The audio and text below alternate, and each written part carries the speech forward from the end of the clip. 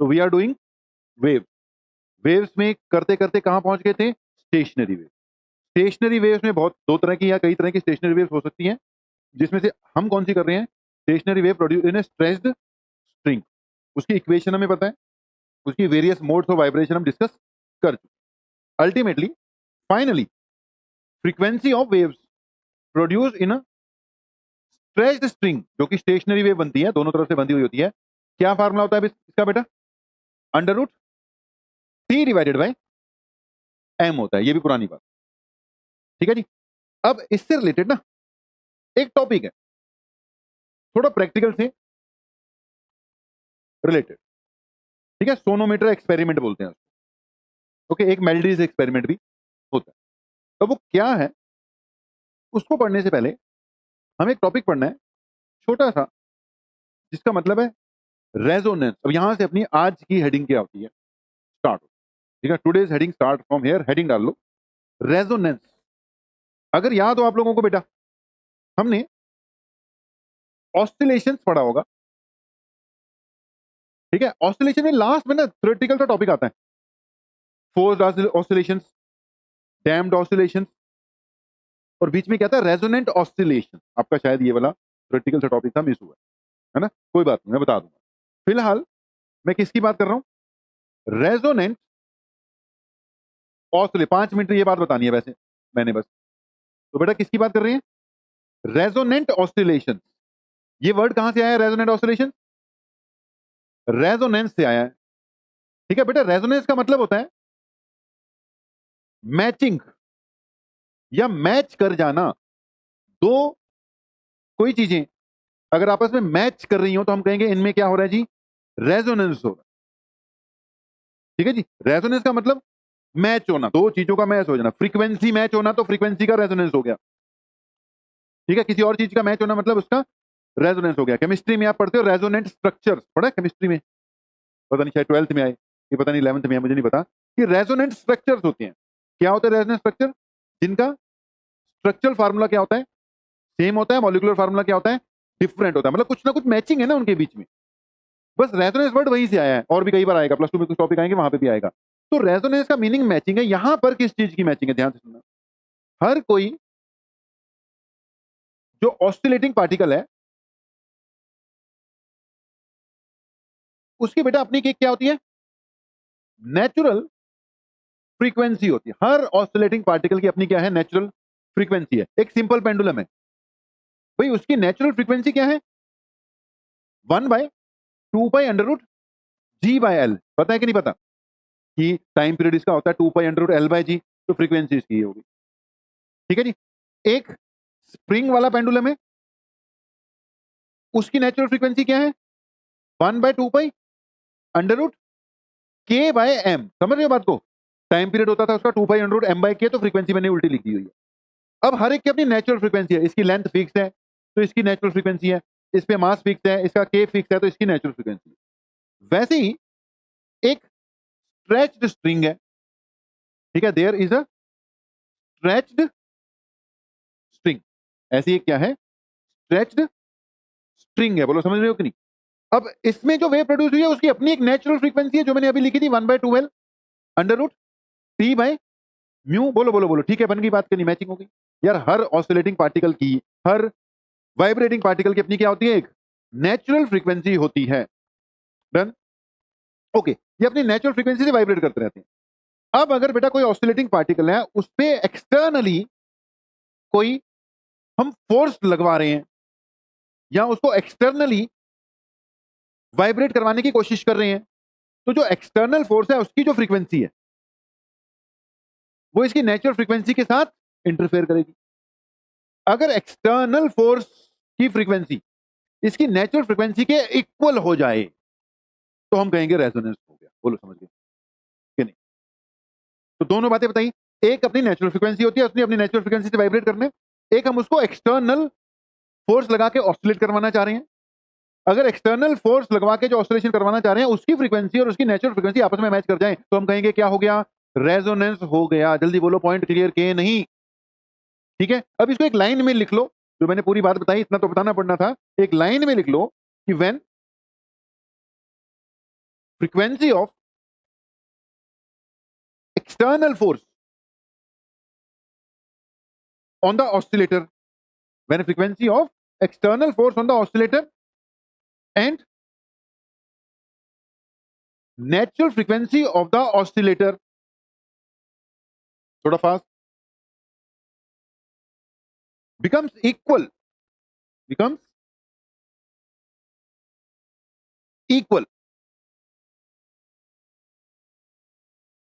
we say that the resonance has occurred. We say that the resonance has occurred and the oscillations now are termed as the resonant oscillations, and oscillations now are termed as the resonant oscillations. अब जो oscillation होंगे उसको कौन सी oscillation बोलेंगे हम? Resonant oscillation बोलेंगे। जल्दी बताओ। ठीक है, मैंने इतनी कहानी सुनाकर कम से कम समझा दी तो दिया तुम्हें कि रेजोनेंस होता क्या होता है जी? जब एक्सटर्नल वाले की फ्रीक्वेंसी उसकी नेचुरल फ्रीक्वेंसी के साथ हो जाए तो रेजोनेंस हो जाएगा। अब अगला पॉइंट है कि अगर रेजोनेंस हो गया तो जो ऑसिलेटर है उसका एम्पलीट्यूड बढ़ता जाएगा और बहुत बढ़ता जाएगा। समझ गए कि नहीं? ये भी पॉइंट लिख लो। After resonance the amplitude of the oscillator goes on increasing. After resonance या at resonance, the amplitude of the oscillator goes on increasing, वो बढ़ता जाएगा, goes on increasing. ओके, बात खत्म की मैंने। क्या खत्म कर दी? बात ही खत्म कर दी। बताने में मैंने 7, 8, 10 मिनट लगा दिए। कंक्लूजन क्या है? What is resonance? क्या है रेजोनेंस? जब एक्सटर्नल फोर्स की फ्रीक्वेंसी और ऑसिलेटर की नेचुरल फ्रीक्वेंसी आपस में मैच करते हैं, उसको रेजोनेंस कहते हैं। और रेजोनेंस पे क्या होगा?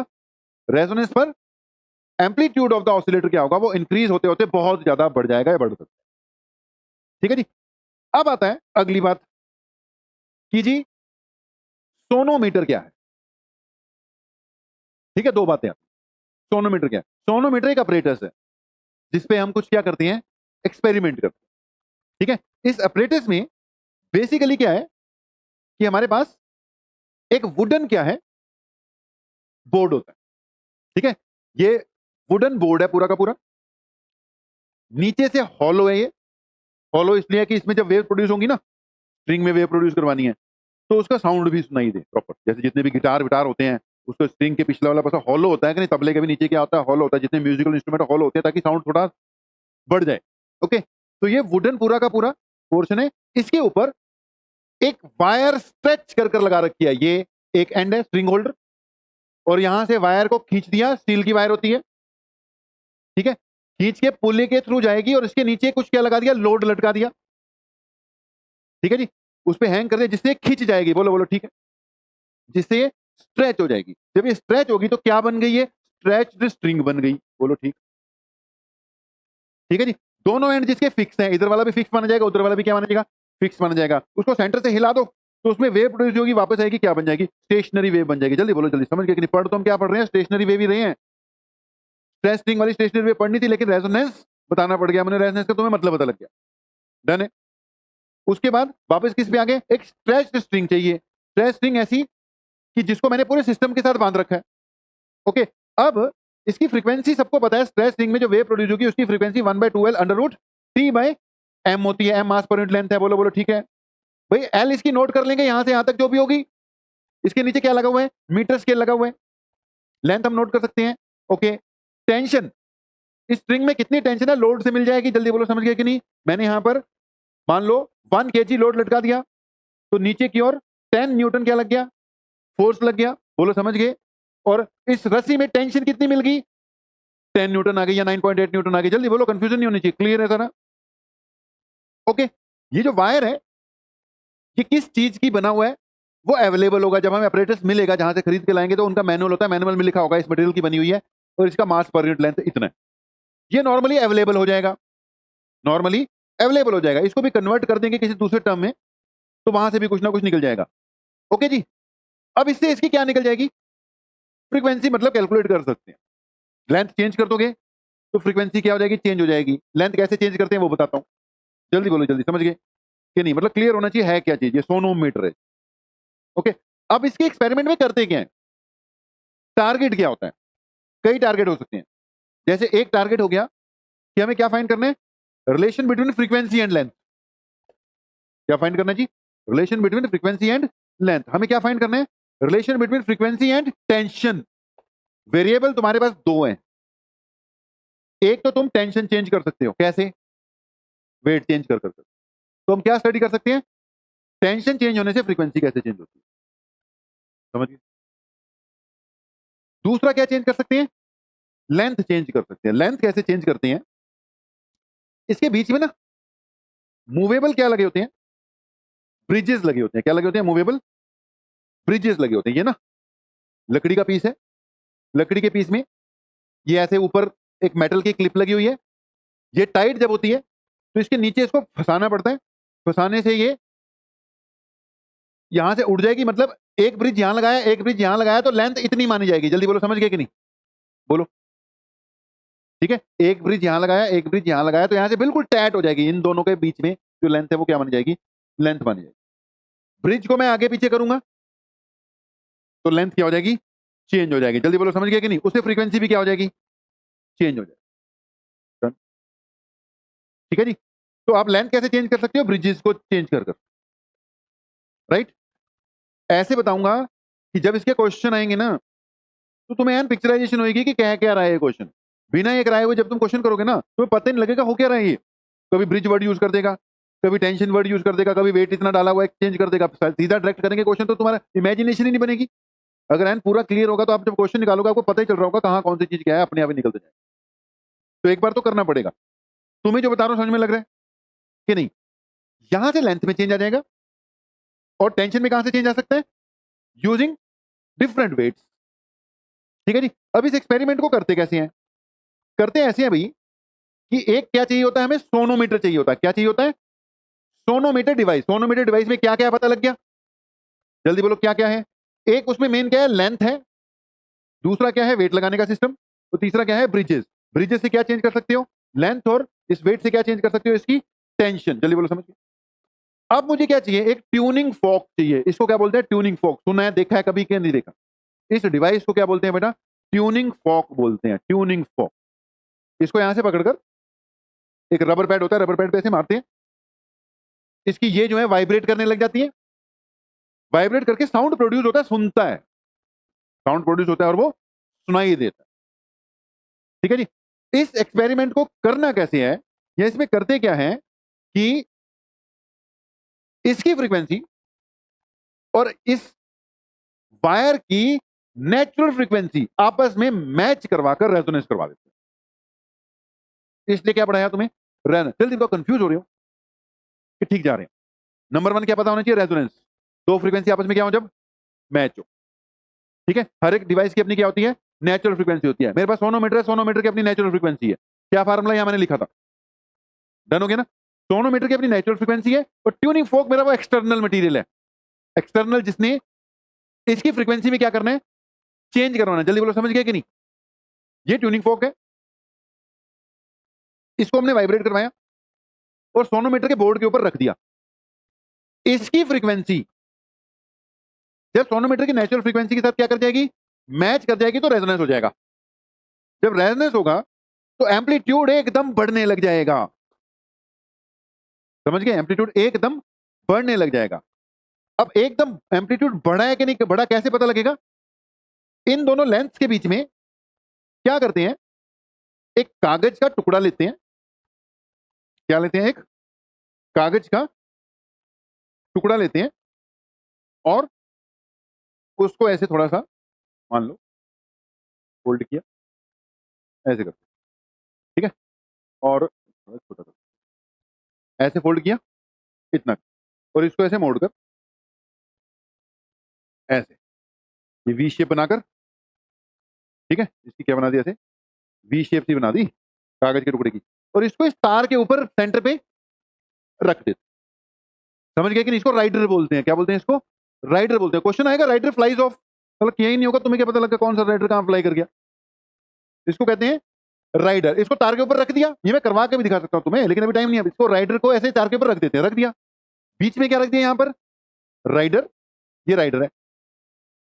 ट्यूनिंग फॉक को हिट किया, इसके साथ लगाया। ट्यूनिंग फॉक की अपनी फ्रीक्वेंसी है, उसको तुम चेंज कर नहीं सकते। तुम इनके बीच में लेंथ में क्या लेकर आओगे, चेंज लेकर आओगे, समझ रहे हो? लेंथ में चेंज लेकर आओगे, ज्यादा से कम की ओर ले, पहले ज्यादा रखते हैं, फिर क्या करके आएंगे, कम की ओर उसको लेकर आते हैं, धीरे धीरे धीरे कर कर। पहले इतनी लेंथ पे ट्यूनिंग फोक लगा के देखा, फिर कम करके ट्यूनिंग फोक लगा के देखा। एक लेंथ पर राइडर एकदम उड़ जाएगा। राइडर उड़ने का मतलब एम्पलीट्यूड इतना ज्यादा हो गया था कि उसने राइडर को गिरा ही दिया। पहले धीरे धीरे वाइब्रेट करेगी तब नहीं राइडर गिरेगा। समझ रहे बात को? अब तो हो गया क्लियर कि क्या चल रहा है। तो एक फ्रीक्वेंसी पे इसकी लेंथ एडजस्ट करते जाओ, जब इसकी नेचुरल फ्रीक्वेंसी इतनी हो गई कि इसकी फ्रीक्वेंसी के साथ क्या कर गई, मैच कर गई, तो रेजोनेंस हो जाएगा। रेजोनेंस करके एकदम ऑसिलेशन होगी, एकदम ऑसिलेशन होगी, राइडर फ्लाई ऑफ हो जाएगा, तुमको कि हाँ यहां पर मैचिंग हो गई है। बोलो समझ गए कि नहीं? ठीक है, यहां पर मैचिंग हो गई है। दो तरीके हैं, एक में तुम्हारे पास इसकी फ्रीक्वेंसी क्या है, अवेलेबल है, ठीक है, लेंथ तुम क्या कर लोगे, नोट कर लोगे, राइट? लेंथ क्या कर लेंगे, नोट कर लेंगे। फिर ट्यूनिंग फोक चेंज करेंगे, ट्यूनिंग फोक क्या कर लिया, चेंज कर लिया, दोबारा करा के देखा, फिर लेंथ क्या कर लेंगे, नोट कर लेंगे। तो ट्यूनिंग फोक के 8 सेट लेते हैं। कितने सेट लेते हैं, मतलब जब एक्सपेरिमेंट कराते हैं ना, ट्यूनिंग फोक के कितने सेट लेते हैं, 8 सेट लेते हैं। वो डब्बा आता है, डब्बे में 8 डिफरेंट डिफरेंट फ्रीक्वेंसी के होते हैं। तो कम फ्रीक्वेंसी से बढ़ते हुए 8 सेट्स ले लेते हैं हम उसके। जल्दी बोलो, समझ गए समझ गए समझ गए? पहले फर्स्ट फ्रीक्वेंसी लगाई, एक्सपेरिमेंट किया और लेंथ नोट कर ली, फिर फ्रीक्वेंसी दूसरी ली, लेंथ नोट कर ली, फिर फ्रीक्वेंसी दूसरी ली, लेंथ नोट कर ली। जल्दी बोलो, समझ रहे बात को कि नहीं? तो 7-8 रीडिंग आ गई और फ्रीक्वेंसी वर्सेस लेंथ ग्राफ बना दिया। फ्रीक्वेंसी वर्सेस लेंथ क्या बना दिया, ग्राफ बना दिया। और ग्राफ ऐसा आना चाहिए, वैसा आना चाहिए, एक्सप्लेन कर देंगे। जल्दी बोलो, समझ गए? दूसरे एक्सपेरिमेंट में फ्रीक्वेंसी वर्सेस टेंशन चेंज करते हैं, लेंथ नहीं चेंज करते, क्या चेंज करते हैं, टेंशन की। लेंथ कहते हैं फिक्स रहने दो, फ्रीक्वेंसी चेंज करते रहो, इधर वेट बढ़ा दिया। फ्रीक्वेंसी चेंज की, टेंशन चेंज की, फ्रीक्वेंसी चेंज की, टेंशन चेंज की। तो किसके बीच में रिलेशन स्टडी कर दी, frequency versus tension, frequency versus tension graph. अब बताओ ये सोनोमीटर है क्या, पता लगा कि नहीं? भाई ये डिवाइस है, अपरेटस है। क्या स्टडी करवाना है इसने हमें, कि फ्रीक्वेंसी लेंथ के साथ कैसे चेंज होती है, फ्रीक्वेंसी टेंशन के साथ कैसे चेंज होती है। बहुत कुछ किया जा सकता है। अगर इसकी फ्रीक्वेंसी नहीं पता तो लेंथ टेंशन पता है, इसकी फ्रीक्वेंसी फाइंड की जा सकती है। समझ रहे हो कि नहीं? एक्सपेरिमेंट में वैसे इसकी फ्रीक्वेंसी पता होती है, अलग अलग फ्रीक्वेंसी पे अलग अलग लेंथ नोट करके हमने बस रिलेशन फाइंड करनी होती है। क्वेश्चन तुम्हें कई तरीके का आ सकता है। ओके, ये ऐसे टॉपिक हैं एग्जाम में आएंगे, इन पे बेस्ड क्वेश्चन, राइट है। लेकिन पढ़ाने वाले सोनोमीटर नहीं कराएंगे, तुम्हें सीधा क्या कराएंगे, क्वेश्चन कराएंगे। हमने आज इस पे 15-20 मिनट लगाए हैं, जिंदगी भर काम आएंगे। अपने क्वेश्चंस भी निकलेंगे और टॉपिक भी काम आएगा। कोई भी काम करना है विद कंसेप्ट क्लैरिटी करना है, फर्क सिर्फ 20-25 मिनट का फर्क पड़ता है। टॉपिक को पहले क्या करो, उसका प्लान बना लो। जैसे मुझे पता है सोनोमीटर करवाना है, उसके क्वेश्चन करवाना है, तो मैंने प्लान बना लिया ना भाई, पहले सोनोमीटर समझाऊंगा।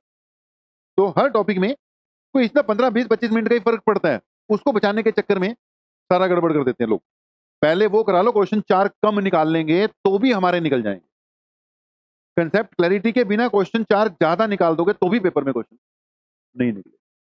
तो कंसेप्ट क्लैरिटी जरूरी है। ओके, मैं थोड़ी सी रिवीजन मार रहा हूं जल्दी से। व्हाट इज रेजोनेंस, क्लियर है?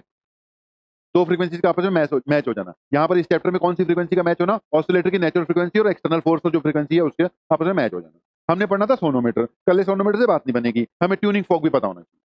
ओके, सोनोमीटर में क्या क्या चीजें लगी होती है, सारी चीजें पता होनी चाहिए। ये ऐसा डिवाइस है, ये इसकी लेंथ है, एक टेंशन का कंसेप्ट है, एक इसकी लेंथ का कंसेप्ट है। लेंथ पूरी नहीं नापते, लेंथ किस किस के बीच में नापते हैं, ब्रिजेस के बीच की लेंथ लेनी है बस, क्योंकि टाइट वहीं से होना है। ठीक है जी। एक राइडर का कंसेप्ट है, बीच में क्या रखना है, राइडर रखना है, क्योंकि रेजोनेंस हुआ तो वो राइडर उड़ेगा। एक्सपेरिमेंट में करना क्या है, ट्यूनिंग फोक चाहिए तरह तरह के, और अलग अलग फ्रीक्वेंसी पे अलग अलग लेंथ नोट करनी है जहां पर रेजोनेंस हो रहा है, या अलग अलग फ्रीक्वेंसी पे अलग अलग टेंशन नोट करनी है जहां पर रेजोनेंस हो रहा है। बोलो ठीक जा रहे हैं हम, क्लियर है? कुछ चीजें अब मैं लिखवाऊंगा, ठीक है ना। सोनोमीटर मैंने तुम्हें समझा दिया, सोनोमीटर समझा दिया। ओके, ये ब्रिजेस हैं, बीच में राइडर रखना है, एक्सपेरिमेंटल वायर है, रेजोनेंस बॉक्स है, ये वेट लगे, आधे आधे किलो के वेट होते हैं, आधा किलो का हैंगर होता है और आधे आधे किलो के क्या लगाते हैं इसमें, वेट लगाते हैं, तो वो एक एक करके मतलब कि आधे आधे किलो से बढ़ता चला जाएगा। ठीक है जी, ये मैंने तुम्हें बता दिया। कुछ चीजें नोट करोगे, नोट करना बेटा, कुछ चीजें नोट करवाऊंगा, करना क्या होता है इसमें बेसिकली, उसके बाद सीधा क्वेश्चन पे चले जाएंगे आप। राइट है जी। वंश बेटा जी, आप बताओ क्या सिचुएशन है, समझ लग रहा है जितना मैंने, क्योंकि तो एकदम बीच में आ गया, जब नए टॉपिक चलेंगे तब तो वैसे ही समझ में लगेगा, लेकिन फिर भी आई होप कि सोनोमीटर वाला तेरे को समझा दिया मैं। ठीक है जी। तो बेटा कोई भी stationary wave produce in stress string, sonometer का मतलब, नाम से मत कंफ्यूज होना, सोनोमीटर मतलब हम किसकी बात कर रहे हैं, stationary wave produce in a stressed string की ही बात हो रही है, एक ही मतलब। राइट है, 1/2L अंडर रूट T/M। ठीक है जी। पूरा फार्मूला क्या होता है बेटा, इट इज N/2L और T/M। M की जगह मैंने यहाँ पे क्या लिख रखा है, म्यू लिख रखा है, जल्दी बताओ, फार्मूला याद है, याद है, याद है, याद है, याद है। म्यू क्या है आपका, मास पर यूनिट लेंथ। नोट करना भाई, रोनित साथ के साथ नोट करना है। म्यू जो है बेटा, it is mass per unit length. बोलो ठीक है, बोला करो। एम यानी मास, किसका मास, वायर का, किसका मास, वायर का बेटा। और वायर का जो मास है, क्या मैं मास को वॉल्यूम इंटू डेंसिटी लिख दूं, बोलो। नीचे क्या की लेंथ, वायर होती है बेटा सिलेंड्रिकल, कैसी होती है वायर, सिलेंड्रिकल। सिलेंडर की वॉल्यूम जो होती है कैसे लिखते हैं, उसकी लेंथ इंटू उसका एरिया ऑफ क्रॉस सेक्शन, जल्दी बोलो सही है। तो वॉल्यूम की जगह मैंने क्या लिखा, it is mu is equal to volume. ठीक है, वॉल्यूम की जगह हमने क्या लिखा इसका, जल्दी बताओ, इसका एरिया ऑफ क्रॉस सेक्शन यानी पाई आर स्क्वायर, बोलो ठीक। ठीक है, वॉल्यूम की जगह पाई आर स्क्वायर इनटू क्या लेना था इसकी लेंथ, ये लेंथ हो गया, साथ में डेंसिटी आ गई, नीचे क्या है लेंथ, लेंथ से लेंथ क्या हो गया, नोट करना है भाई, ये लेंथ से लेंथ क्या हो गया, कैंसिल हो गया। तो फ्रीक्वेंसी बेटा किसकी इक्वल आ गई, N/2L। फर्स्ट मोड में मैं इसको 1 लिख रहा हूं, N/2L को 1/2L लिख दिया। फर्स्ट मोड के लिए N क्या लेते हैं, 1 लेते हैं ना बेटा। तो ऊपर क्या है टेंशन, नीचे क्या है मास पर यूनिट लेंथ, जो कि किसकी इक्वल आ गया, LL कट गया था पाई आर स्क्वायर, साथ में क्या आ गया, रो आ गया। Okay, that means frequency is equal to 1/2L under root T/पाई रो, यहां क्या आ गया, आर आ गया। ठीक है, आर क्या है, radius of the wire, wire जो है वायर, उसका रेडियस, समझ गए। इसको हम जब एक्सपेरिमेंट करते हैं ना बेटा, एक्सपेरिमेंट में रेडियस की बजाय डायमीटर यूज करते हैं, रेडियस की जगह क्या यूज करते हैं, डायमीटर। वायर है ना पतली सी होती है, तो ये वायर का डायमीटर कितनी मोटी है, आर इक्वल टू D/2 लिख सकता हूं। इसको आर की जगह क्या लिखता है, D/2, तो ये L ऐसे ही है, 2 कट जाएगा, ये D आ जाएगा, अंडर रूट T/रो। बोलो बेटा जी, ठीक है कि नहीं, ठीक है। ड्यूरिंग एक्सपेरिमेंट्स, पाई रह गया, पाई भी लगा, ड्यूरिंग बेटा एक्सपेरिमेंट्स हम ये सारी चीजें कैलकुलेट कर सकते हैं। अगर फ्रीक्वेंसी निकालनी है सोनोमीटर वायर की, टेंशन उसकी नोट की जा सकती है, कैसे ढूंढ सकते हो, वो वेट से, लेंथ उसकी नोट कर सकते हो, कहां से, ब्रिजेस के बीच में, वेरी गुड। डायमीटर भी नोट किया जा सकता है using the help of screw gauge, किसकी हेल्प से, स्क्रू गॉज की हेल्प से। देखो ये भी कराएंगे, ये भी एक्सपेरिमेंट से रिलेटेड है। एक होता है वर्नियर कैलिपर, एक क्या होता है screw gauge. Vernier caliper length measure, छोटी लेंथ मेजर करने के काम में आता है, स्क्रू गॉज बहुत छोटी लेंथ मेजर करने के काम में आता है। वायर्स के डायमीटर वगैरह किसकी हेल्प से मेजर करते हैं, स्क्रू गॉज की हेल्प से मेजर करते हैं। स्क्रू गॉज आज का टॉपिक नहीं है, बस मैंने इतना बताया, लैब में या एक्सपेरिमेंट करते वक्त किसी पतली सी वायर का डायमीटर फाइंड किया जा सकता है, नॉर्मल स्केल से नहीं कर सकते तुम, नॉर्मल स्केल सिर्फ मिलीमीटर तक नापता है, ये जो पतली पतली वायर होती है इनका डायमीटर इससे भी छोटा होता है, तो इसलिए वो नॉर्मल स्केल से मेजर नहीं होगा, उसके लिए वर्नियर कैलिपर, स्क्रू गॉज जैसी चीजें लगती हैं। Screw gauge is not today's topic, इसलिए उस पर हम नहीं जा रहे, सिर्फ इतना बता रहा हूं, can be calculated, can be calculated, can be calculated, frequency can be calculated, समझ गए कि नहीं, ठीक है जी। बाकी एक्सपेरिमेंट करते वक्त मैंने तुम्हें बताया ही है कि ट्यूनिंग फॉर्क का भी यूज होगा, आपको डायमीटर की जरूरत ही नहीं पड़ेगी अगर ग्राफ बनाने हो। आगे बढ़ू, अब यहां पे ध्यान से सुनना, अगली बात, फार्मूला तुम्हारे सामने आ गया, if we keep tension constant, wire तो वैसी कांस्टेंट है, वही है, डायमीटर तो चेंज नहीं होने वाला, if we keep tension constant, length को वेरी करें, तो न्यू प्रोपोर्शनल टू क्या जाएगी, एल जाएगी। बोलो ठीक। ट्यूनिंग फॉर्क अलग अलग फ्रीक्वेंसी के लेते जाओगे तो जहां रेजोनेंस हो रहा है वो लेंथ कम होती जाएगी, क्योंकि इनवर्स प्रोपोर्शनलिटी। जल्दी बताओ, अब तो क्लैरिटी है ना सारी की सारी। यानी न्यू उस एक्सपेरिमेंट में अलग अलग ट्यूनिंग फॉर्क लेकर अलग अलग फ्रीक्वेंसी के लेंथ नोट की हमने, रेजोनेंस करवाकर ग्राफ बनाया। It should be hyperbolic, inverse proportionality to length है। कैसा ग्राफ आएगा बेटा, हाइपरबोलिक ग्राफ आएगा। जो बोलो बेटा, क्लियर है क्या? It will be hyperbolic. कोई समस्या? ठीक है, ओके। अगर हमने लेंथ कांस्टेंट रख दी तो nu directly proportional to root T चले जाएगा। समझ गए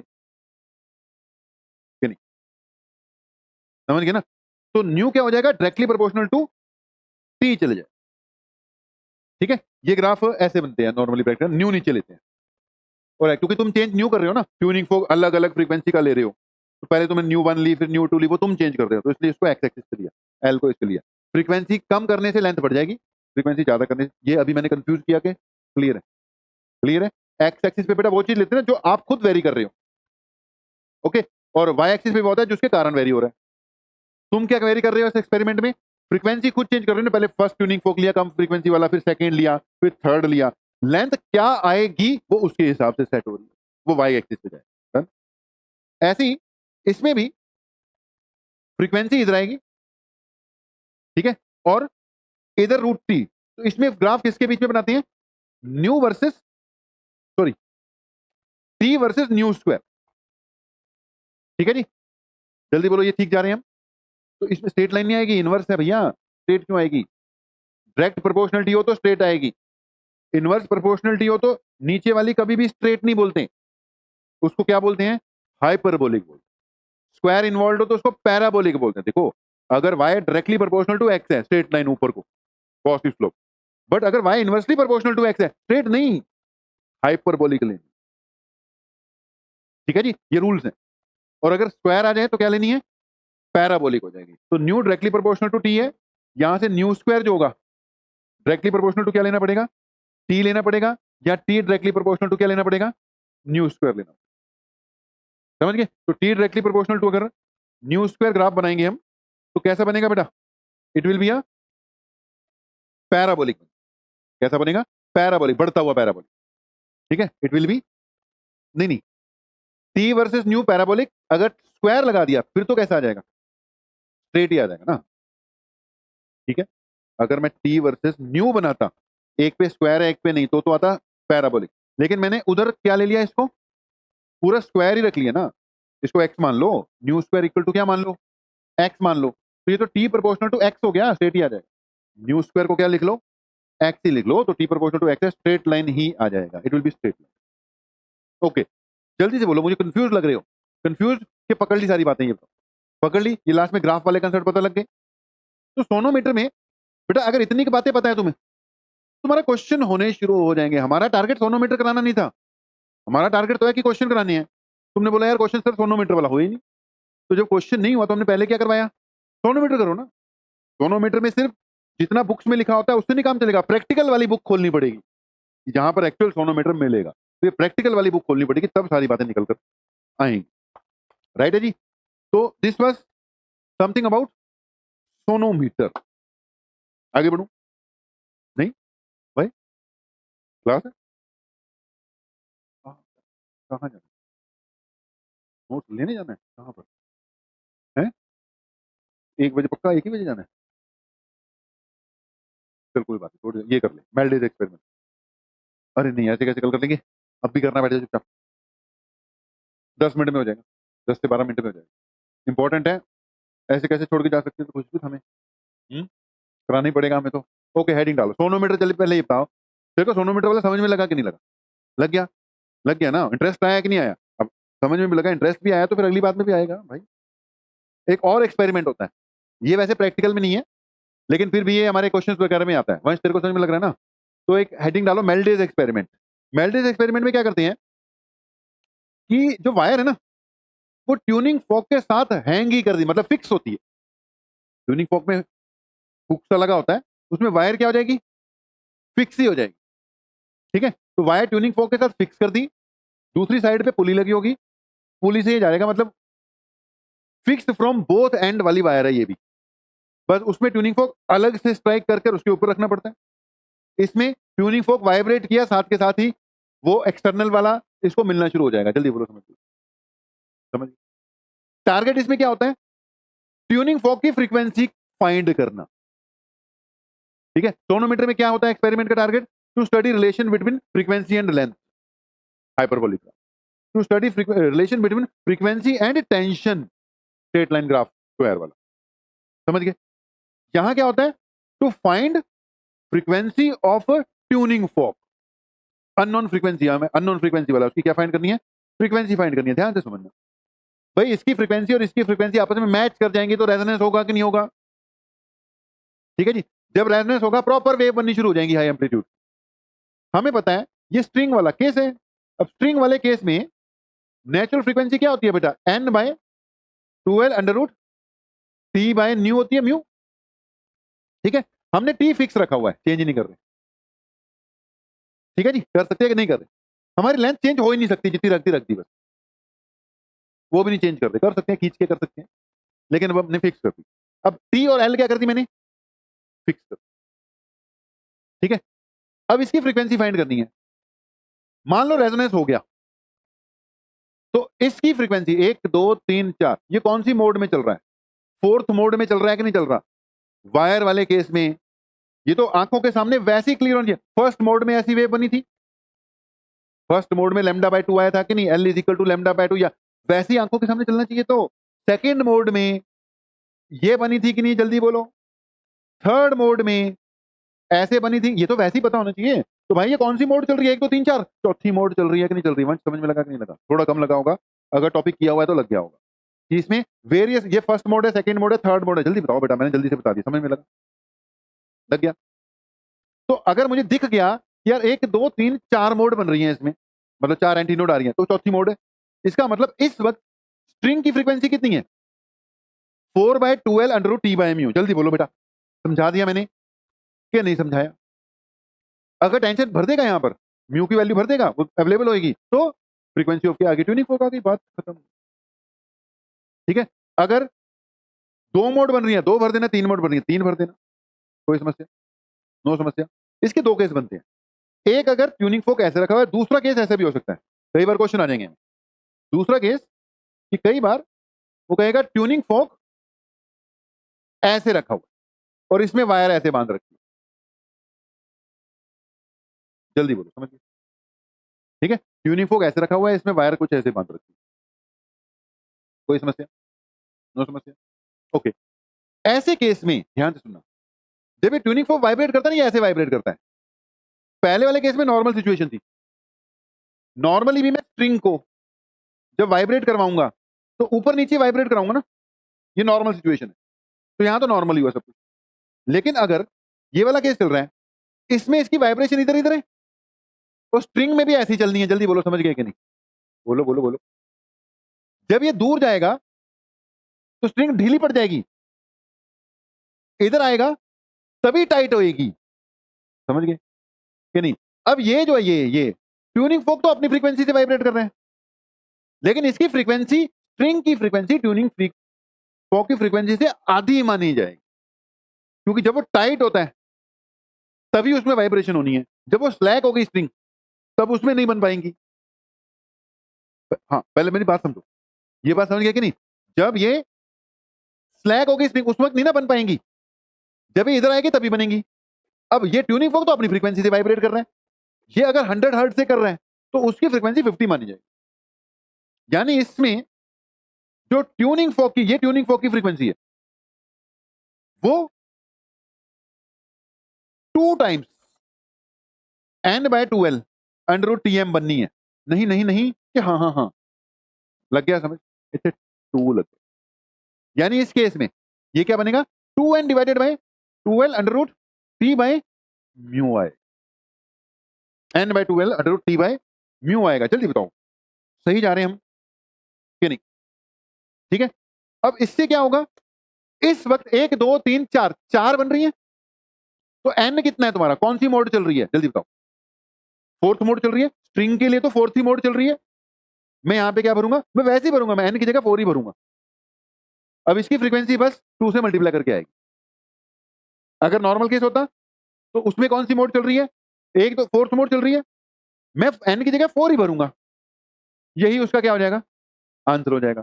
सेकंड वाले केस में 4 की जगह 2 से मल्टीप्लाई किया था तो ये यहाँ पे 8 बन जाएगा। कंफ्यूज कि ओके?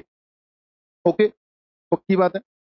क्लास लगाई तुमने, छोटी क्लास लगी मान लो, ठीक है, पीछे पेरेंट्स आ गए, हमारा टाइम वेस्ट हो गया, क्लास थोड़ी छोटी होगी। बट ये बताओ कि जितनी भी क्लास है 30 मिनट की लगी, उसमें जो टॉपिक किया वो बना के नहीं बना, टिप्स पे लो अपनी इन बातों को किया गया। सबसे पहले नंबर पर रेजोनेंस, क्या होता है रेजोनेंस, जब फ्रीक्वेंसीज मैच कर जाएं, एक्सटर्नल फोर्स की और इसकी नेचुरल फ्रीक्वेंसी आपस में मैच करती है, उसको क्या कहते हैं, रेजोनेंस कहते हैं। दूसरी बात क्या है, रेजोनेंस पे क्या होगा, एम्पलीट्यूड एकदम हाई हो जाए, ठीक है जी।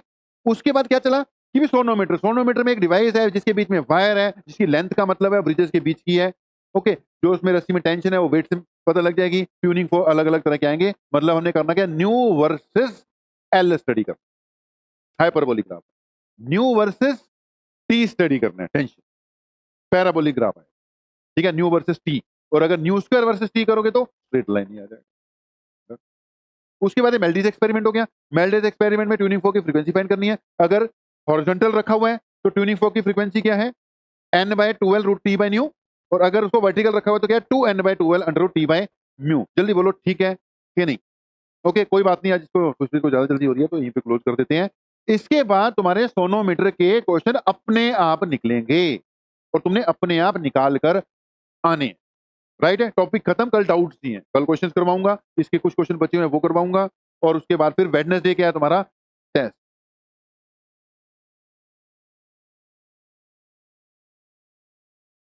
वर्टिकल वाले की कम हुई ना, वर्टिकल वाले में कम आएगी ना, क्योंकि उसमें 2 की इन्वॉल्वमेंट। नहीं नहीं, जो मैंने बताया बिल्कुल सही बताया। फर्स्ट वाले केस में जो ट्यूनिंग फॉक की फ्रीक्वेंसी है, मतलब तू ये देखना किसकी किस बात किसकी कर रहा है। अगर ट्यूनिंग फॉक की बात कर रहा है तो सेकंड केस में ज्यादा है, और अगर तू स्ट्रिंग की बात कर रहा है तो सेकंड केस में कम है। समझ गए नहीं? वो तो देखना पड़ेगा ना बात किसकी कर रहे हैं। मैं कर रहा था ट्यूनिंग फॉक, ठीक है जी। ट्यूनिंग फॉक की फर्स्ट केस में जो फ्रीक्वेंसी आएगी वर्टिकल वाले में क्या आएगी, उससे ज्यादा आएगी ट्यूनिंग फॉक की फ्रीक्वेंसी, ठीक है जी। चलो ठीक है, कोई बात नहीं।